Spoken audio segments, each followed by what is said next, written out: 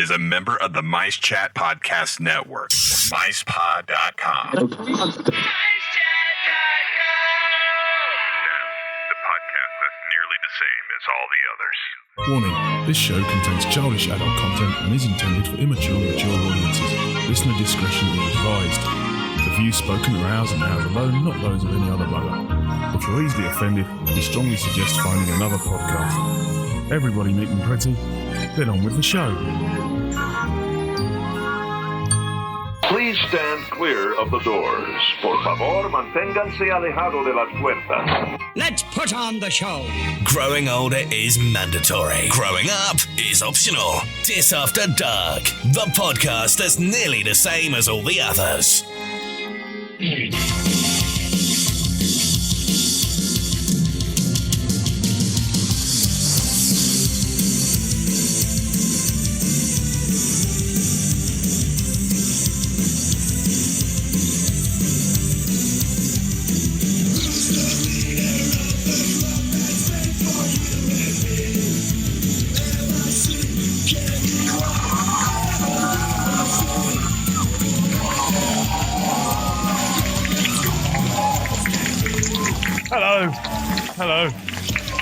Hello everyone, and welcome back to the Mouse's Head again.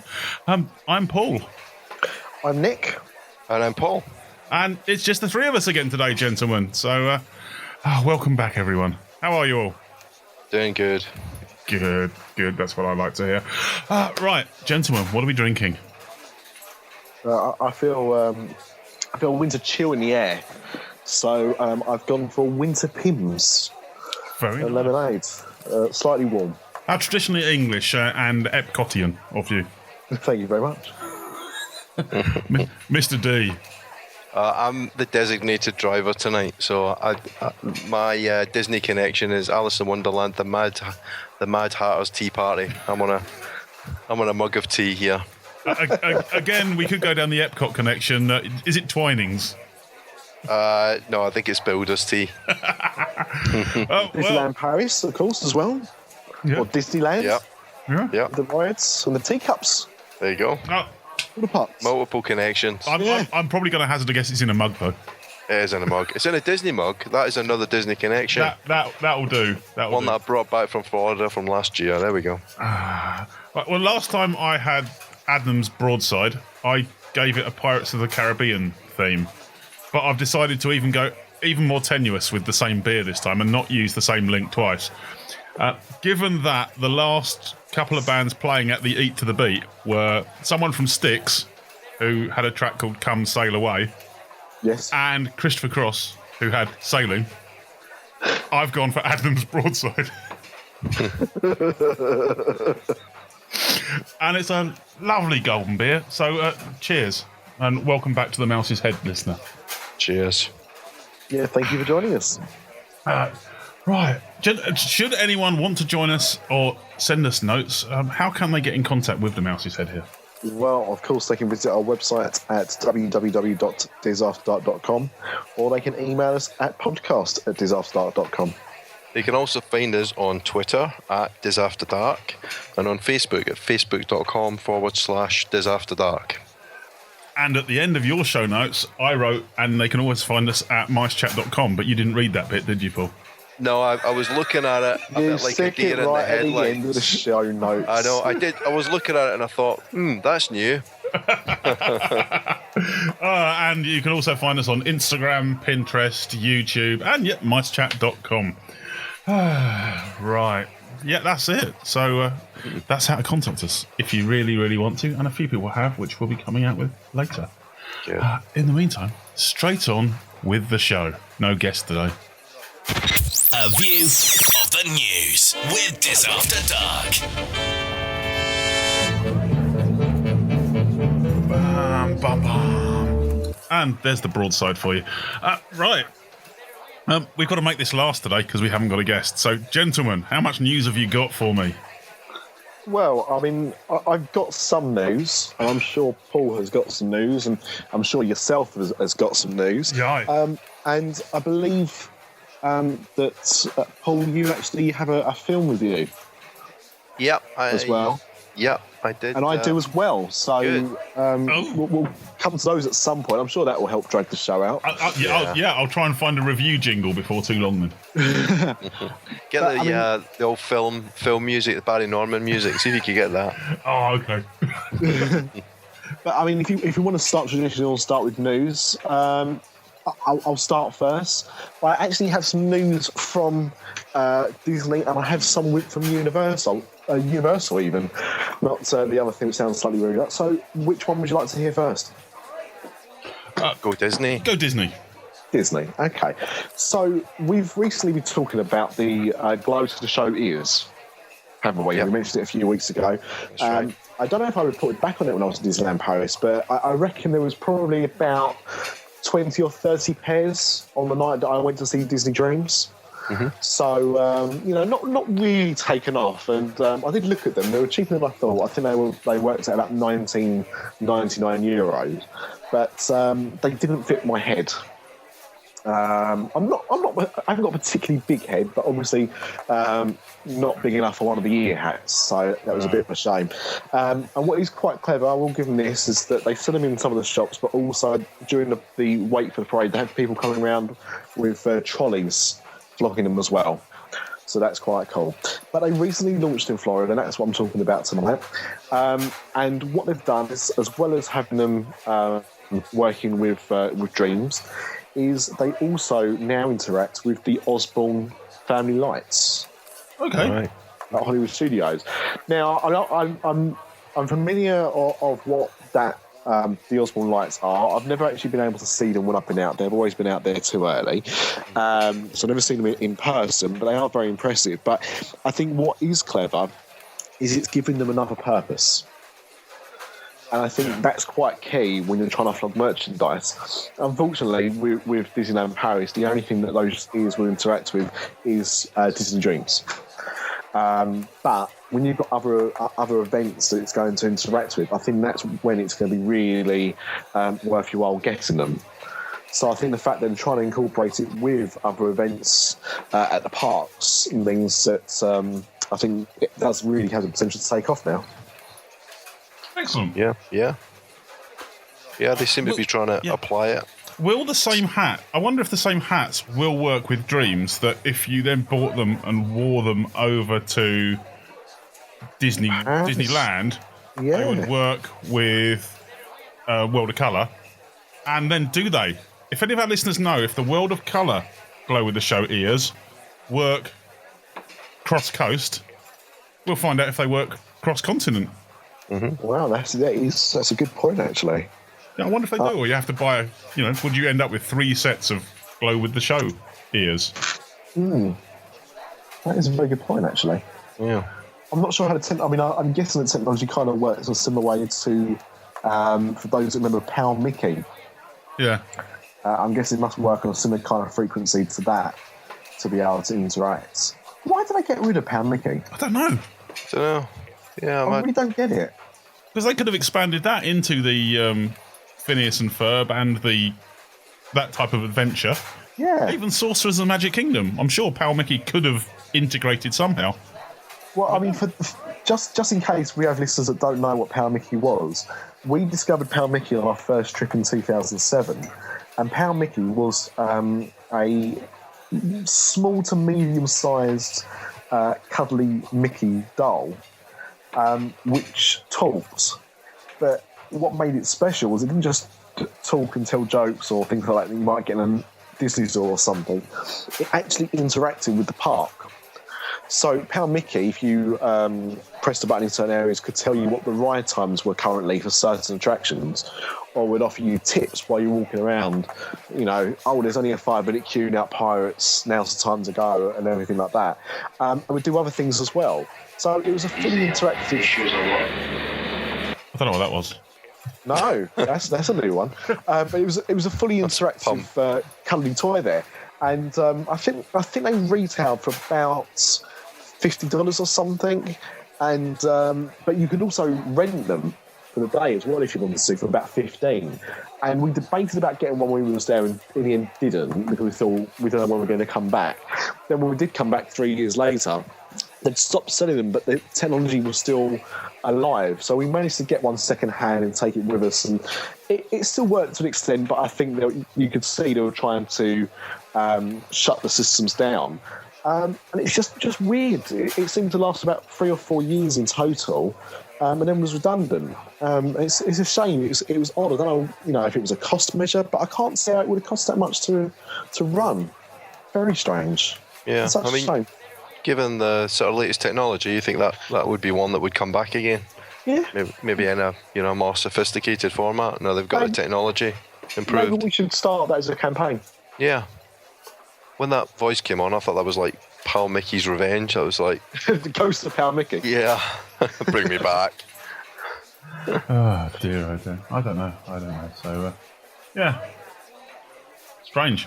Will they work? Who knows? I just remember my soapbox for tonight now. Yeah. There you go. About Pal Mickey. Excellent. Mr. D. A few little things. I think the Seven Dwarfs Mine Train they've been test running that now. I think it's had its first test drive this week. So it seems like they're getting ready to.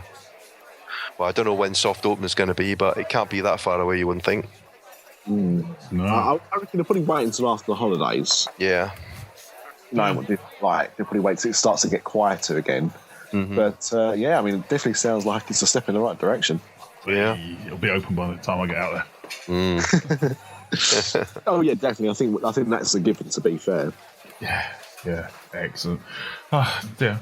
Well, in the Hollywood studios, and I've called it by its current name, for those who haven't been for a few years, in the Disney MGM studios,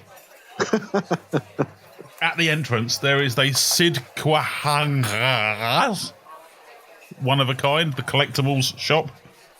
Next door to Sid Cahuenga's. Yeah, that'd be the one. Yeah. Well, the front porch of that got turned into the My Magic Plus kiosk area, and now they've expanded that into the entire shop. So the collectibles Sid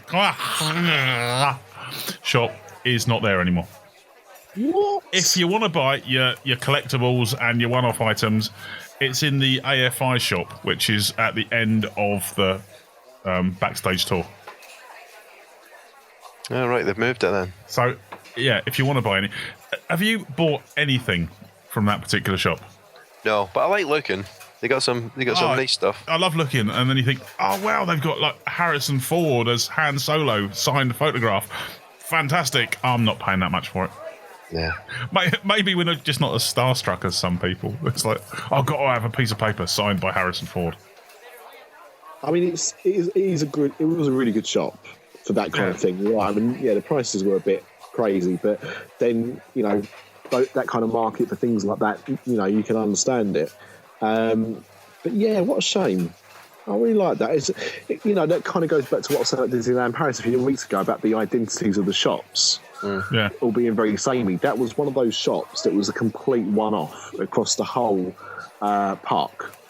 Yeah. And by park, I actually mean all the parks. The whole land that it's on, if you will, because there was no other shop that sold that kind of stuff. Wasn't there a collectibles, or isn't there a collectible shop still in downtown Disney? Stop, making me look like an idiot. I'm trying to remember. Sake. No, there was. No, actually, you're right. There was one which did things like props and sign things, and that has now become. I think that has become mismatched or something. Mismatched. It became a sock shop for teenagers. Was it there or was it? I thought I can't remember exactly where it was. No, it was on that side. It was because that whole bit changed, because the first one we went, that was there, and then you had Virgin Megastore, which was awesome, and then the next time we went, it was a sock shop, and then what was Virgin was then what's the car thing? Oh, there used to be a specialist guitar shop as well, which I loved going in, and then went back and it wasn't there. So I don't know. Perhaps no one goes to Disney World thinking, I've got to buy myself a specialist one-off guitar. Not even me. Black Les Paul. Oh, aye. I might have to make one of those. I've started doing that as a hobby. Amatelucia, which is not somewhere in Spain. Dear oh dear. That's kind of the one I found. Yeah. The charge that they were gonna inflict for dining reservations, that's been pushed out a little bit. So for table service restaurants, they were gonna charge a $10 cancellation fee. So if you book an ADR and then you don't turn up, you get hit with $10 if you don't cancel within 24 hours or more than 24 hours, I think. But it looks like that's not gonna start for another week or so. So just beware, anybody going next year, that will be the case. It was the case in the signature restaurants, I think, but now it's going to be for any table service restaurant, $10 per head. Okay. I don't know how I feel about that. I like the idea of actually having a cancellation charge, because I wonder exactly how many people, and I've read food reports and trip reports on various forums where someone has made something like 48 reservations on a dining plan in the case of a 5-day holiday. Wow. Yeah. And it was like, well, because I don't know what park I'm going to be in at any time, so I'll reserve that. And I'll put good money that says they didn't bother cancelling any of them. Yeah. And it's, well, you know, that's time that someone could have had a walk-in, and that's usually me, because I can't be bothered to make reservations. I did actually. That's a good point. We did on a honeymoon. We did book the Cillier, and because of time constraints and also look at the menu, was a little bit not too sure about it. We decided not to have our reservation. So that, you're right. I mean, with that, there wasn't a cancellation. I think it was with. I'm sure there was with some of them. I'm sure Cinderella's Castle in California Grill, I had a fee. I had to almost put down like a deposit, which was non-refundable. But I didn't with that one, and we didn't end up going to it. So I'm slightly guilty for that. But that was one out of all the ones that we had. I mean, we didn't put that many at the time. I think things have changed a little bit now, but. Purely because for that reason, we weren't particularly sure what we wanted to do when we wanted to do it. But I think the attitude of somebody like that, and I'm sure there are plenty of people that do that, unfortunately, just booking things, just hoping they might be there at the time, is a bit crazy. You know, the reservations we did book, we made sure that day we was going to be going to that park. Otherwise, we just kind of went with the flow. Yeah, last time we took the kids out there a couple of years ago, we did make a few reservations. I joke about not making any of them. And one of them was in Mama Melrose's, and I completely forgot it was Star Wars weekend. And there was just no way we were going to actually even get into the park and get any rides done with the two little ones. So, yeah, we cancelled that one and shipped across to Epcot. So, that's all right. Speaking of Star Wars weekends... Mm-hmm. Nothing to do with Star Wars weekends, but Star Wars in general. Hang on. Oh, okay. I've got a new episode. Speaking of Star Wars weekends, this is nothing to do with them. No, Star Wars related. No more news than we kind of had already guessed and understood. But in an interview with Bloomberg TV, Bob Iger has confirmed that Star Wars attractions are coming to its theme parks. Yes. Beginning with its US destinations. But he used the phrase, it's probably likely that Star Wars will be more than just our 2 domestic parks. Yeah.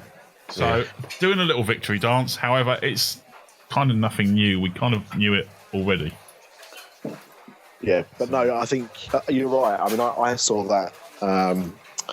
I didn't actually watch the interview because what more do you need to hear? to be completely honest. Yeah. But yeah, I saw that and thought, wonderful news. It is what you want to hear. And just get a move on with it, really. Yeah. There's still no dates or timelines for it. They reckon summer 2015 for Star Wars Episode 7. But then they also think that over the holiday period, they noticed the good performance of Avatar during the December period, so they figured they do it later.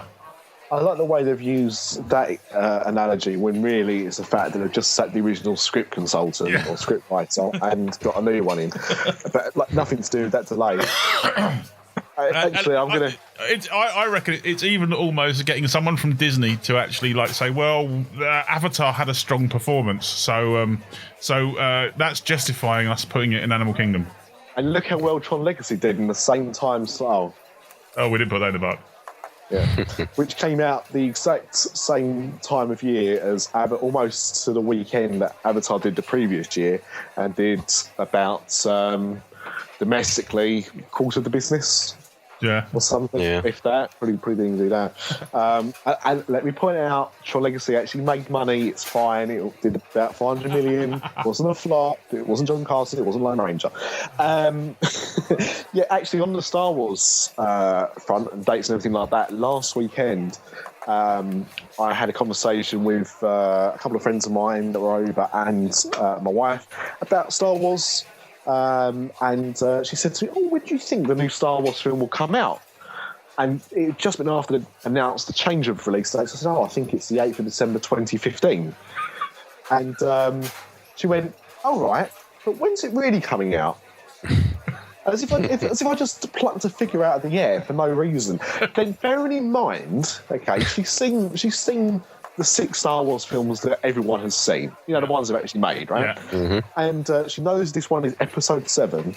And she went, is that thing going to be in it that I really like that no one else likes? And I said, what, Jar Jar Binks? She said, yeah. Is it going to be in Episode 7? And I said, well, considering it wasn't in 4, 5 and 6, no. And she went, well, you know, what if Episode 7 is set before Episode 1? Yeah. Maths fail somewhere. So you obviously haven't heard that the new working title is Return of the Bink. No? Oh, she'll love that. She'll love that. As long as Boss Nass is in it, we're okay. Actually, I actually got a signed picture of Brian Blessed as Boss Nass a few years ago. He was a great guy.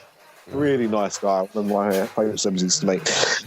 Should I hit the Gordons alive? Just for the hell of it again. Yeah, why not?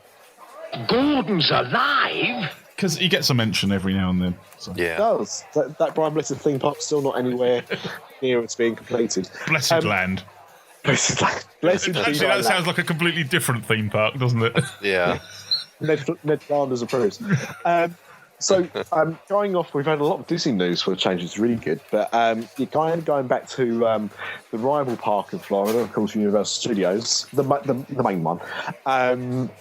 They've announced some more upgrades. Now, these have really interested me. We've obviously talked before about the amount of money being invested every year and the improvements and new attractions they're bringing in.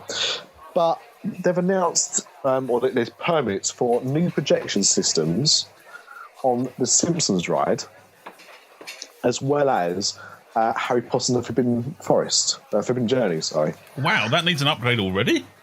Well, this is what I'm saying. Now, Simpsons opened in 2008, I think. And obviously Harry Potter opened up in 2010. So they're not particularly old, and already they're upgrading the projection system. Now, it made sense with Spider-Man because that projection system was very old, 1999, and going about 10 years, 11 years by the time they upgraded it. And also they've made it HD, which it hadn't been before. 4K HD. Yeah, exactly. So that made sense. So it surprises me that they're already looking to replace those systems. I'm surprised at The Simpsons. I'm not surprised that they're doing something with the Harry Potter projection system because it is really dark.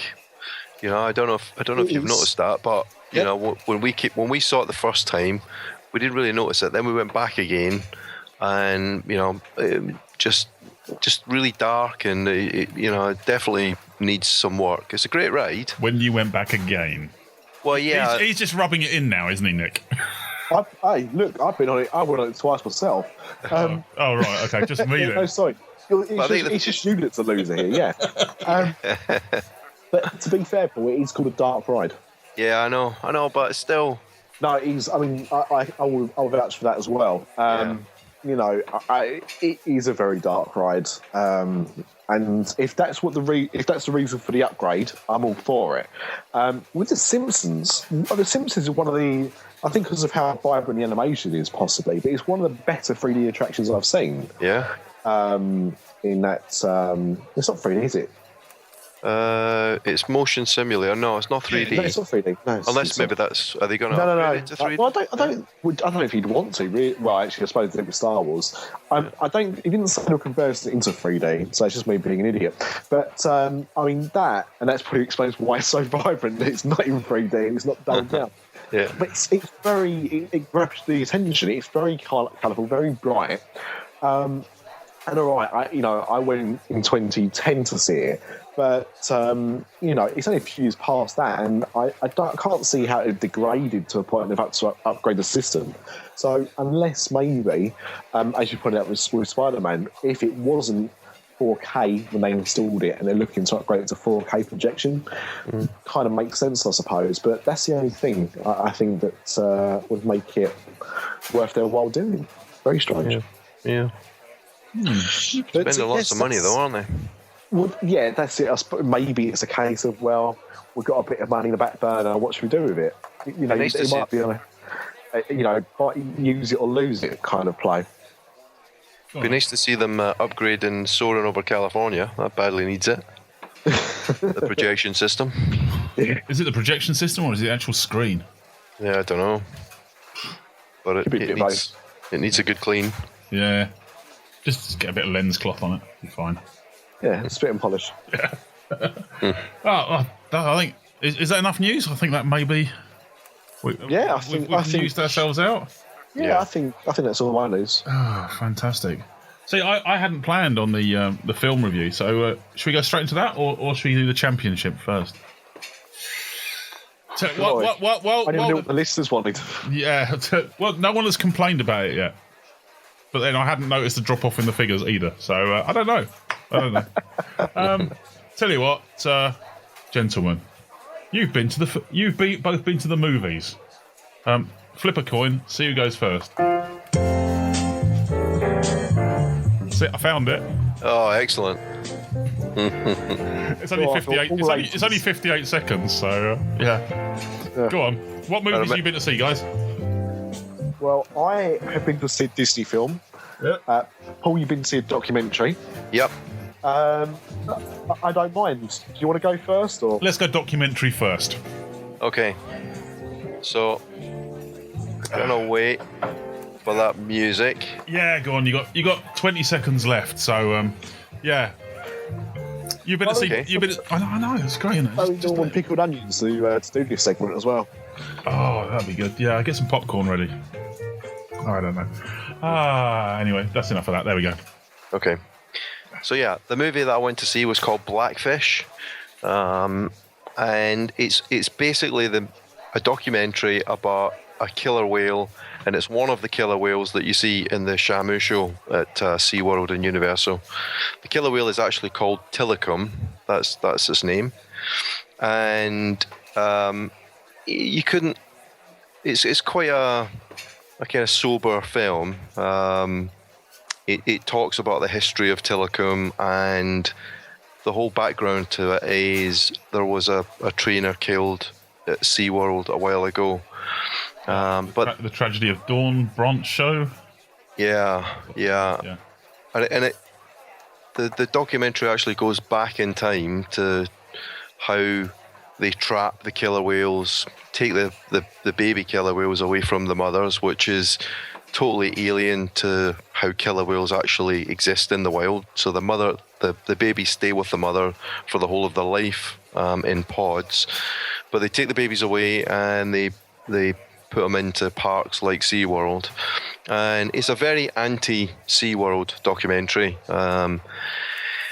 and it tells you the history of Tilikum, and it turns out that Tilikum's actually been involved in a couple of fatalities, 3 really. And the one in SeaWorld was the last of the 3. Now, I'm not saying that that Tilikum killed all 3 people, but the evidence seems to point in that direction, or at least that's what's presented. But it's really there's a number of SeaWorld trainers who talk on the film.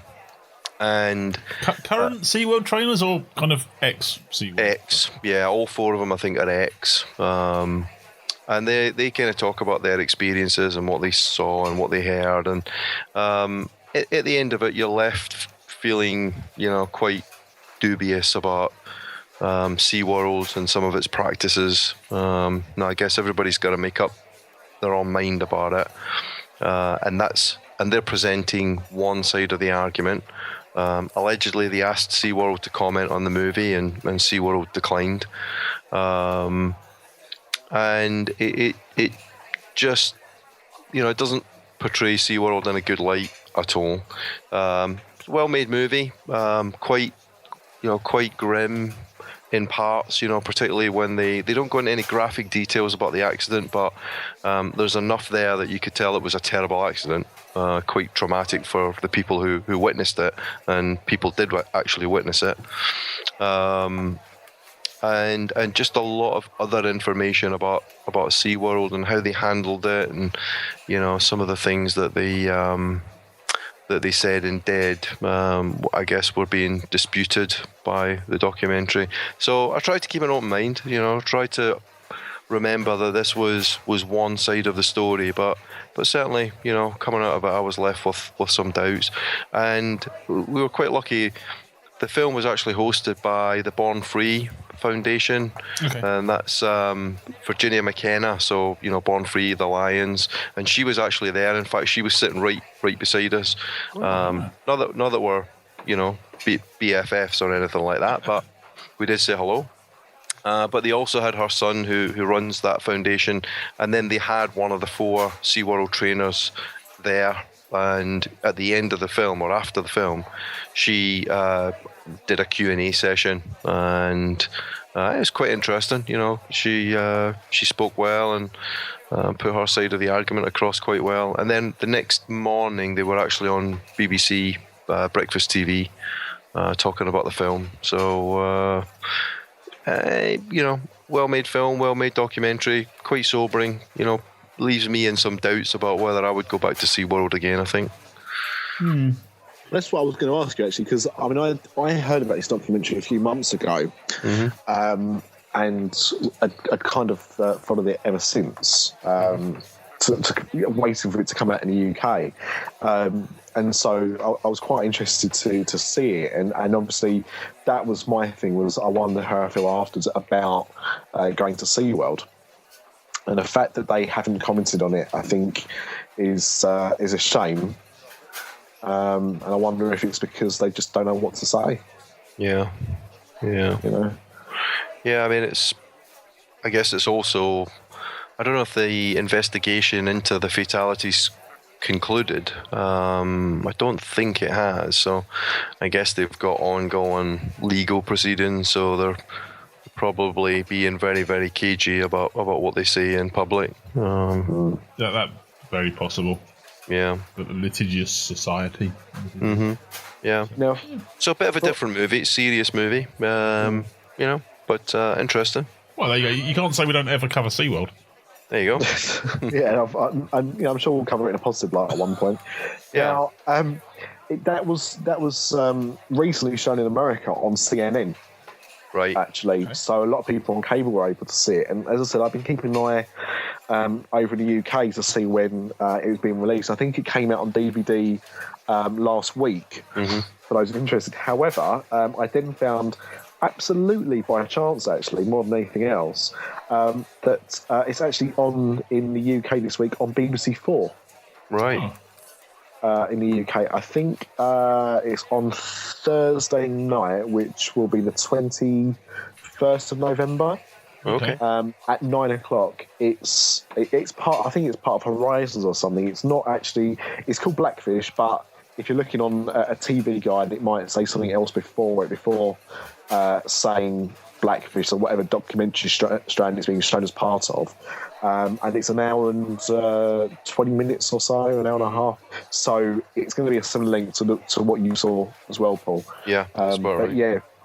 So if anyone in the UK that wants to see if you agree with Paul or want to just see the documentary yourself, then it's on BBC 4 this week. Well, that's good, yeah. Excellent. And on the flip side of that coin, Nick, what have you seen this week? Yes, well, I was lucky enough today to go and see an advanced screening of the film that people are claiming to be a Disney Oscar contender. Okay. No, not Tron 3. They haven't made that yet. Or even The Lone Ranger. Filmation the movie. Filmation the movie. Give it time. They'll sing something. No, it was actually Saving Mr. Banks. Yeah. Okay. So now this, I've only just realised this has actually been bumped up because originally this wasn't scheduled to be released in the UK until January. But it's now coming out in I think 2 weeks. It's the end of November. It's coming out in the UK now. So Christmas holidays. Well, the reason it's coming out in America at that time of year is more to do with the fact it's prime Oscar season. Late November to early December is the time to launch a film if you want it to be considered for Oscars. The feeling being it's just before the window closes on release dates, and it then means that your film is really fresh in the mind. Yep. So prime time for that.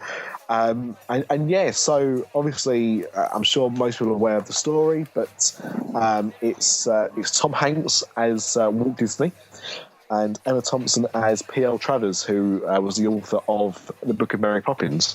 And it is about the 20-year struggle that Walt Disney had trying to obtain the rights to film Mary Poppins. 20 years. Yeah.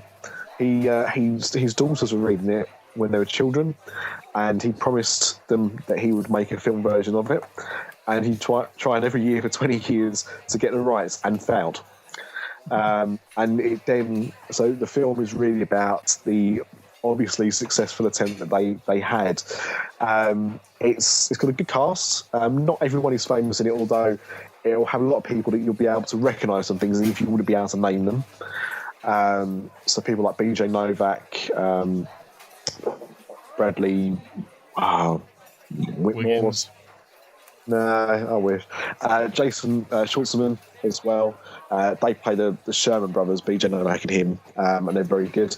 And Colin Farrell plays P.L. Travers' mum in flashbacks because the film's quite a lot about her story. Hang on. Colin Farrell plays P.L. Travers' mum in flashbacks. Yes. Oh, Dad, sorry. I was just confirming that. Yeah, in drag. He's actually quite good, actually. I'm not. My wife hates Colin Farrell. I'm not a big fan, but he's pretty good. Now, I was very interested in this film. I think I've mentioned it before. I've read up on the actual story of this incident and what happened, and P.L. Travers was very dismayed with the final result of the film. So much so that she wouldn't release the film rights to anybody, Walt Disney or any other film company, for the other books that she did with Mary Poppins as a central character, for fear of them kind of ruining it in the same kind of way. And it is sugar-coated, it's an entertainment film at the end of the day, but it doesn't try and portray that everything was rosy by any stretch of the imagination. And I think they kind of covered it quite well without making anyone look too bad out of it. But yeah, I thought it was a very entertaining film. Emma Thompson was phenomenal. And Tom Hanks is normally good in films anyway. And I think he's Walt Disney is probably as good as you're going to get. From an actor. I couldn't think of anyone else playing the role really and doing it as well as he did.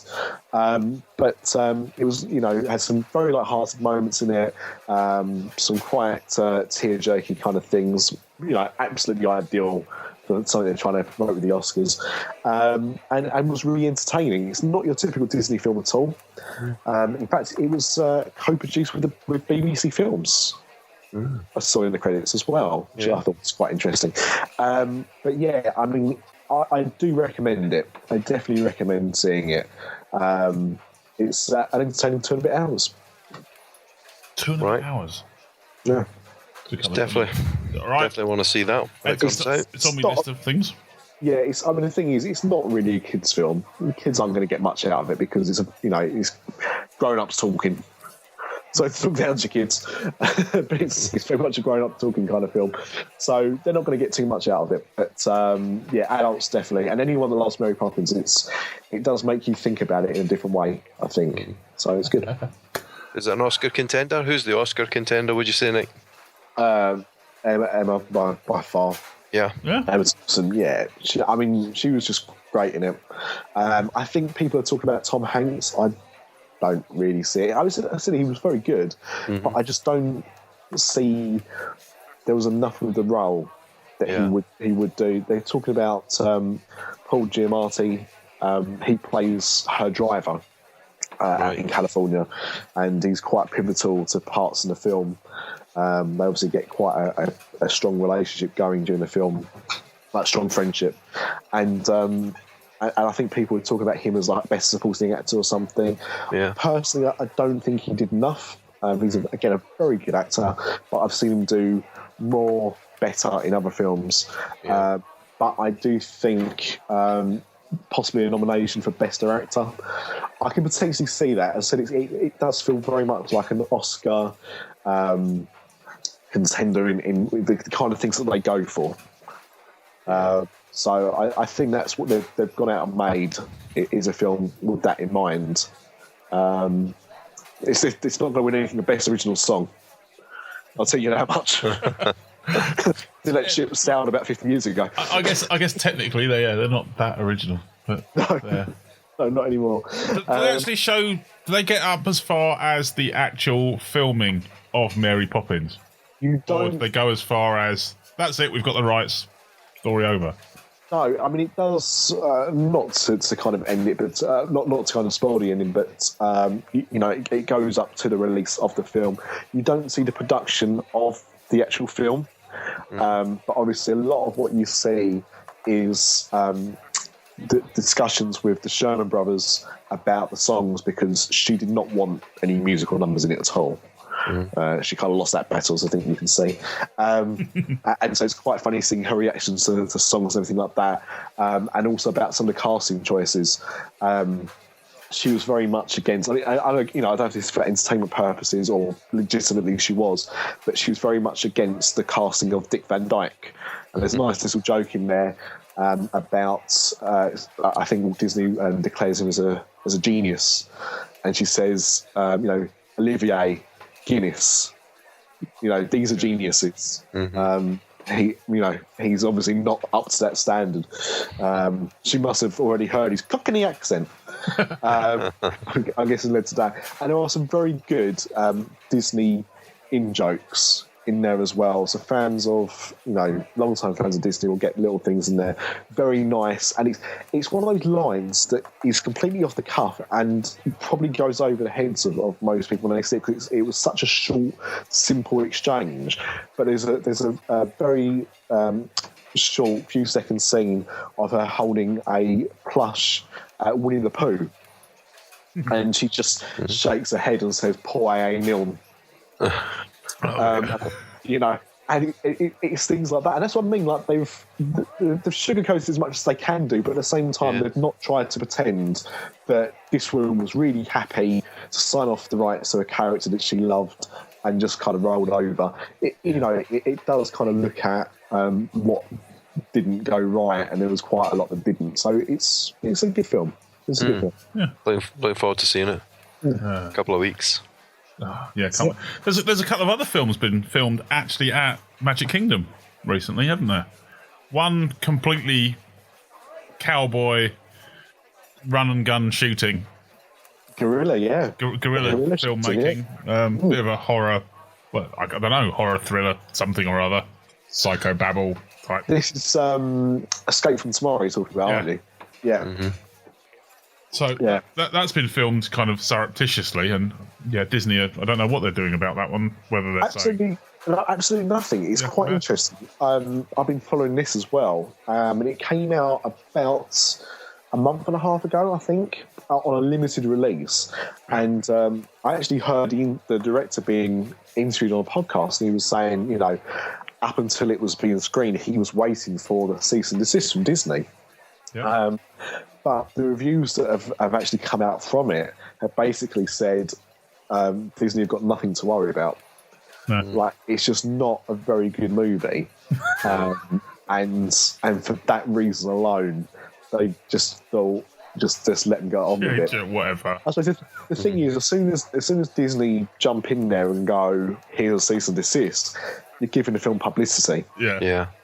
And the fact that I don't think they actually reference things in it properly. I'm not entirely sure. I don't think they mention things by name, from what I understand. But the legal team have obviously thought it's going to cause more damage than good by them actually trying to make a point of it. Yeah. So instead of just said, let them get on with it. And yeah, it's not really done anything. So they were obviously right to let it go. Yeah. There's enough home videos up on YouTube of Disney World. So. Yeah, exactly. And I think that's how they got away with it as well. Yeah. They have a particularly big crew, and you know, unless you've got really professional looking cameras, and I'm talking about you and your VHS bulky thing from the 80s, they're probably not going to question that. What else has been filming there recently? Is it Brad Bird's Tomorrowland? Yes, of course. How do we not mention that in the news? They were filming it at the Carousel of Progress. Yes, they were. They were. I don't think George Clooney was on set, who's the lead in that film, but yeah, they were. And there's some photos out about that for anyone that's interested. They're out there on the net. Yeah. The irony of filming a film called Tomorrowland in Tomorrowland, but it's not actually about Disney World or any kind. It's more about the World's Fair, isn't it? Well, this is it. We think. Yeah, we believe.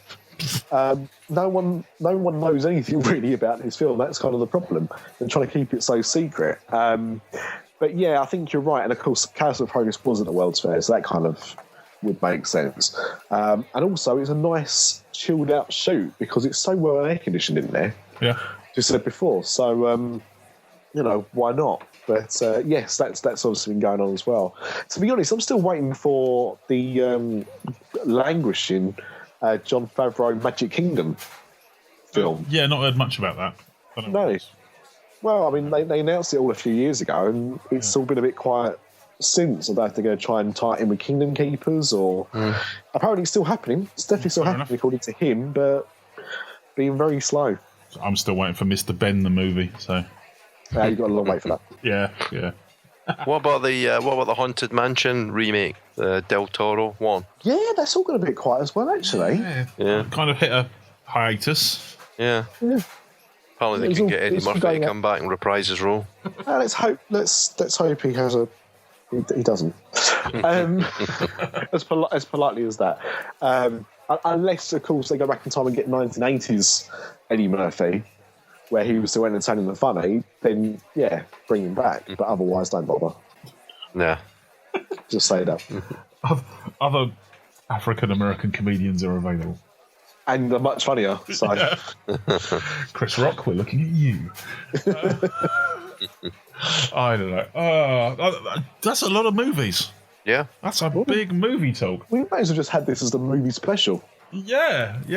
Honestly. The movies and news and padding for time special.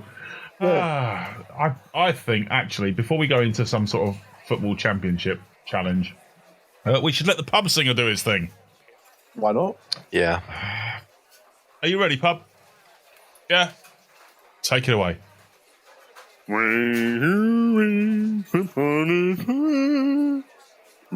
no difference in the world. Anything out with desire will come. With your heart and faith on him. Sing along, everyone. There are people listening to this podcast singing along right now. There's not. I know at least one.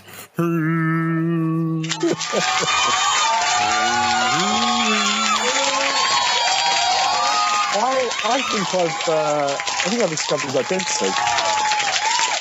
Not possible. He is. Not possible. Oh, he is. Yeah, no, I think I do. He's one of the hound dogs in Lady and the Tramp. I'm sure. I've seen him in that cartoon. I swear it's a different language. It's the same tune, but it's a different language. I think he's a superhero. Yeah. We've got a pub singer signal outside the mouse's head that we shine up into the sky. It's just a half drunk pint. Yeah. Yeah. And when we shine that, he comes calling. If we ever make DisAfterDark the movie, you're going to have subtitles for the sober. I think we may have to have a pub singer karaoke evening. Just how'd you subtitle that? That's it, exactly. How do you actually do that? It's amazing. Dear, oh dear. Well, no one's complained about it yet, so I'm going to give you guys the minute challenge to win me over on this one. You've got a minute, and seeing as we've talked about it already, and I have yet to experience it, I'm going to give you 2 Universal Studios rides, and I need you to tell me which one I'm going to go on first. Mr. Dolan, you're up first. The Wizarding World of Harry Potter. Go. The Wizarding World of Harry Potter. Well, what is it? Of course, it's a ride. It's a dark ride. It's based on one of the Harry Potter movies. It's actually based on... Stop. Yeah. The Wizarding World of Harry Potter is not a ride. Is it not? No. What would you call it? The Wizarding World of Harry Potter is the land. Is the land. The dark ride itself is Harry Potter and the Forbidden Journey. This is true. Okay. Point to Nick. Carry on. So, where is it? Well, it's in Universal Studios Resort, but it's in the Islands of Adventure Park. It's right at the back of the park. And the theme is set around the Goblet of Fire movie, and it is set around the Dragon Challenge. It's a dark ride. Who is it for? Well, it's for most people, but maybe not really young kids or people with a nervous disposition. What's it like? It's an unusual ride. You sit on a bench, you go through a variety of different scenes. Some of them are movie-based, some of them are animatronics. It's quite scary, it's quite dark, it's quite exciting. And there is a rumour that they're going to upgrade the video system. We're not quite sure what that's going to be, but it's going to be a nicer system, and it could be the 4K, 3D, super high digital. Is the minute up yet? Yeah. Good. Yeah, you're good. You're cleared. Yeah, you're done. There was one hesitation. I noticed the hesitation in there, so I gave Nick another point. It was a dramatic pause. A dramatic pause. And I'm not sure. Should I change the rules now and say if you go over time, or can you not hear the timer in the background? To be honest, it kind of in Paul's defence, it does kind of fade in and out. So no, I think really as the scorekeeper, you should just tell us to shut up when we're done. And just as blatant as that, really. You know, no manners here. No manners required. Yeah. Shut the front door. Tell us that. Well, Nick, you're on 2, so you've got to avoid pausing, hesitating, repeating. Yep. The Simpsons, go. Wow, I can't believe you've not been on The Simpsons. The Simpsons is fantastic. Now, The Simpsons ride is based, for those that haven't seen it already, where Back to the Future used to reside in Universal Studios in Florida. I was very unfortunate to never go on Back to the Future. It was a real shame that I never got to go on it. But I've seen the ride movie. It was very good. And I believe when they actually converted it from Back to the Future to Simpsons, they upgraded the whole projection system as well as the actual ride mechanics to make it a lot smoother and more fun for everyone.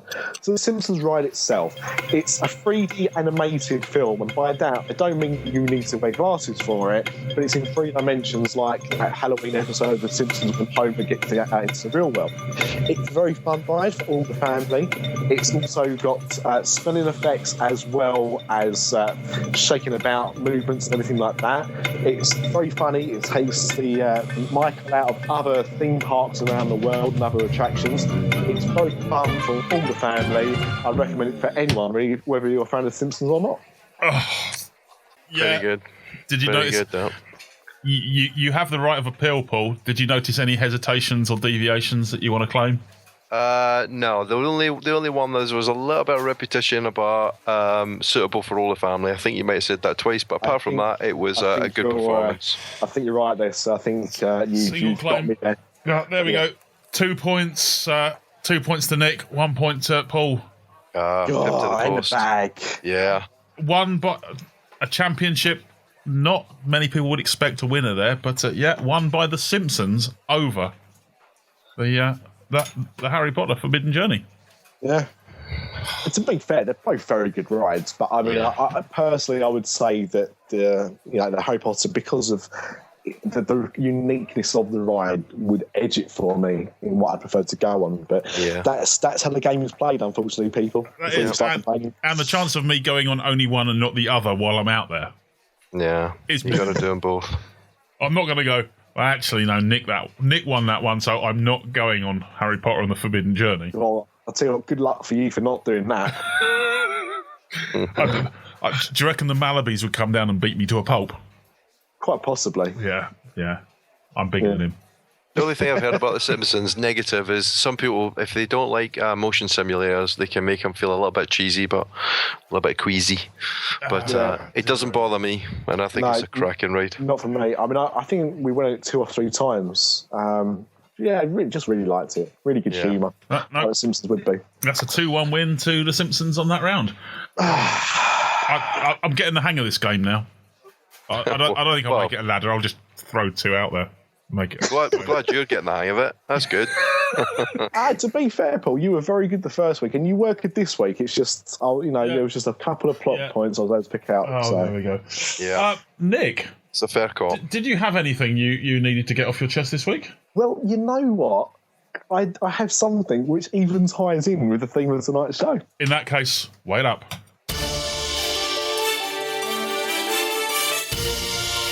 It's Soap Dishes Sauce! Take as long as you want. Go.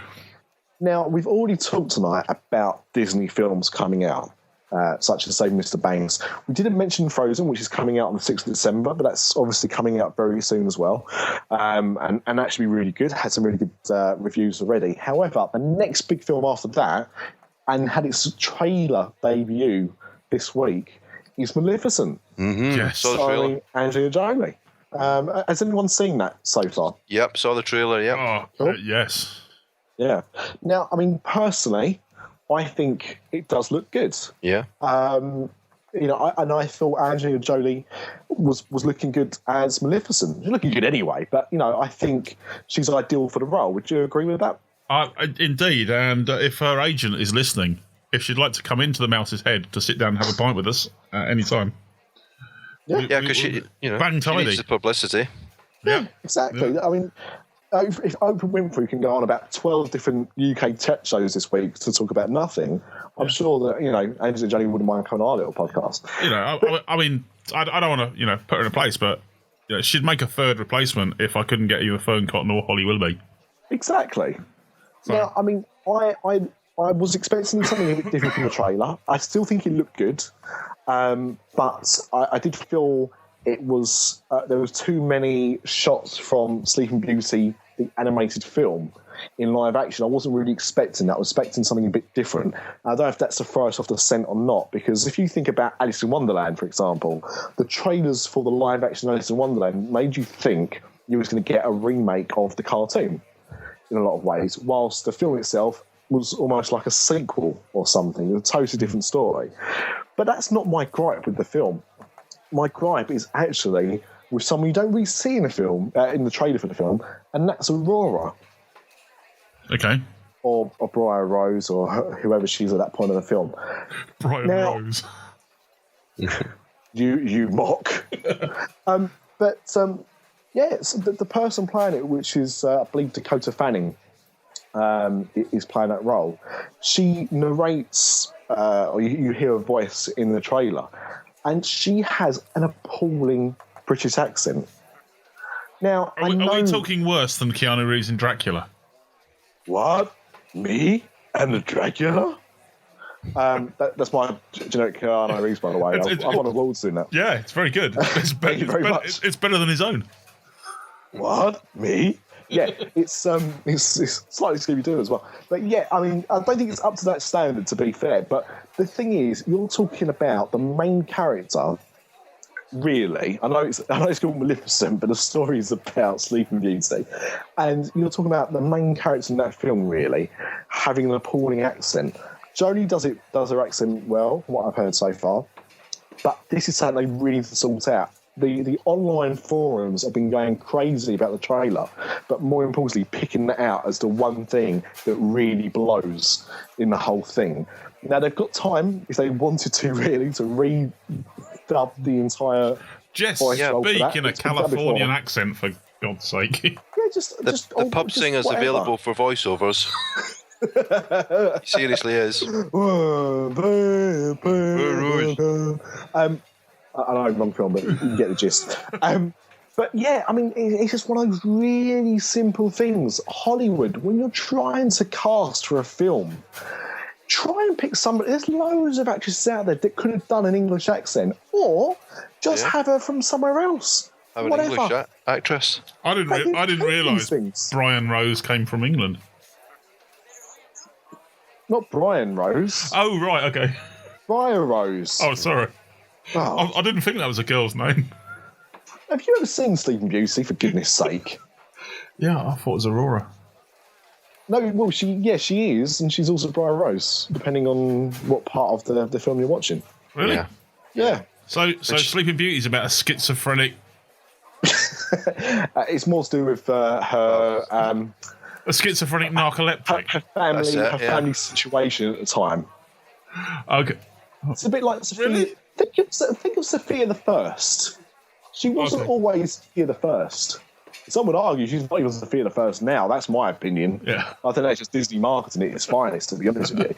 But going back to my rant, just find somebody who could do a British accent. Just anyone. I said, just get someone to do a normal voice and don't try and pretend they're British. It really sucks. It's annoying when you see a British person try and do an American accent, they do it badly. But you see that a lot less in films and TV shows than you do an American do a really bad British accent. Yes, Dick Van Dyke, I'm looking at you. Yes, Don Cheadle in Oceans 11, 12 and 13, I'm looking at you as well, as prime examples. And this could potentially go up there. They've still got time to sort this out, as far as I'm concerned. But as it stands right now, Maleficent the film looks good, but the voice of Aurora, it makes me mad. I understand completely. I'd completely forgotten about Don Cheadle. I'd wiped that from my mind. Oh, do you want me to blow out the sea, Governor? Oh, yeah. Keanu Reeves, Dracula, Kevin Costner in Prince of Thieves. Oh, he didn't even try. Although he didn't even try. Did Christian Slater even try as well? No, he didn't try. Not and really. Also, of course, my favourite is Sean Connery in anything. Yeah, we're as guilty. Including the aforementioned Prince of Thieves when he was the King of England. Yeah, we're as guilty of that as anyone else. But you see, the thing is... Russian submarine captain? Yeah. Just Sean Connery in general. Yeah. But if you look at Hugh Laurie as Dr. House, Americans were convinced he was American. And I don't think it's a particularly good accent, but they obviously did. Andrew Castle from Walking Dead. Yeah. Andrew Castle, the former tennis player. I don't know. Have I got the wrong actress? Do you mean Andrew Lincoln? That's the one. That's the one. You're thinking of Lincoln Castle. There is a castle at Lincoln. Oh, yes. Yes, that's a superb one. I'm going to have to do some sort of meme of Andrew Castle in the Walking Dead thing now, aren't I?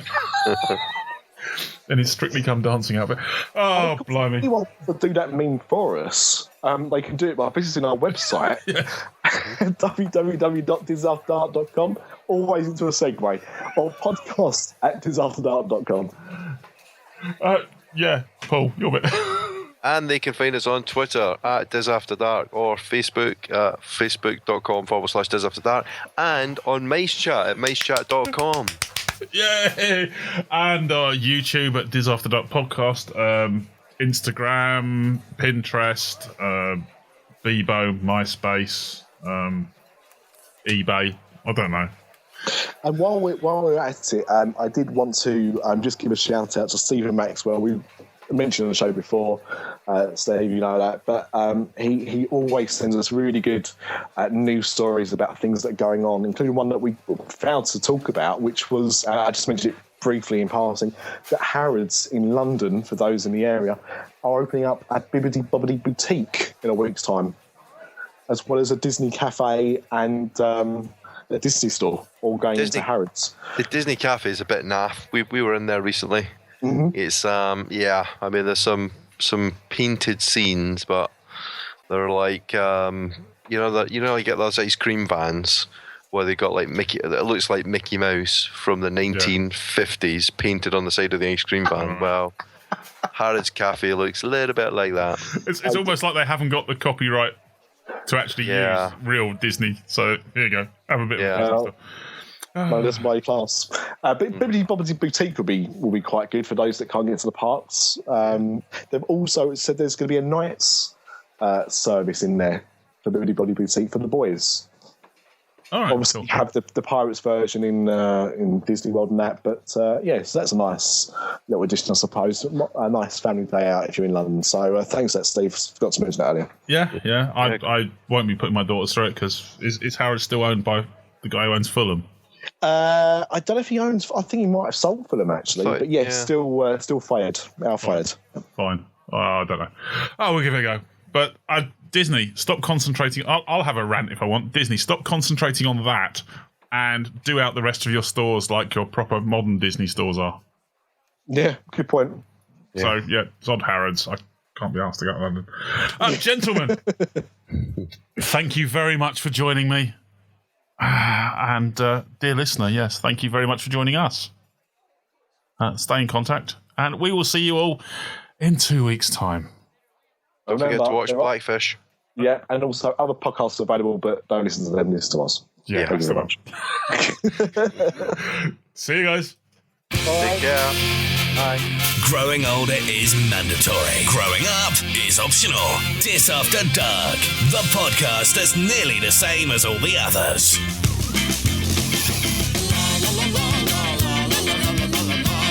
I've just noticed that guy says Dis After Dark, not Dis After Dark.